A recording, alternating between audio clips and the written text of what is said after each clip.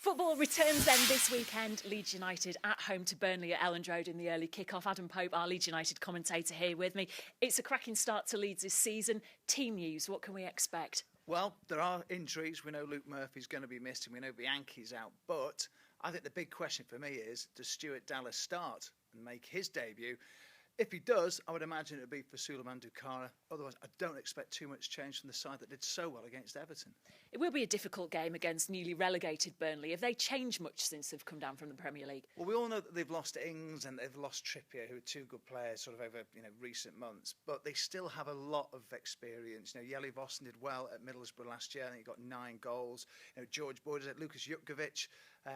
It's a very seasoned campaigner too. So they're still to be a force to be reckoned with. And they've got the parachute money for the next few years as well. So I think it'll be a tough test.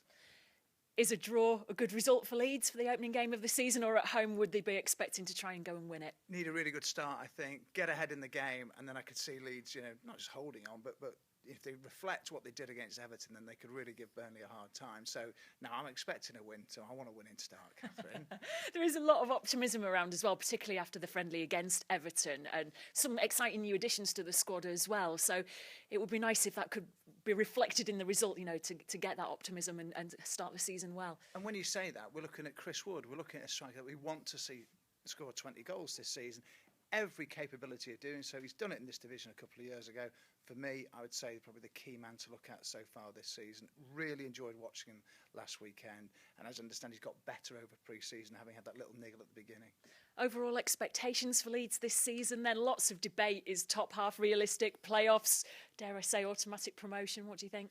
Well, I think playoffs is a possibility for them. I'd certainly say a top 10 finish, but I do see them challenging for the top 6 because I'm quite pleased with the recruitment they've made so far, and there is talk of maybe 1 or 2 more faces yet.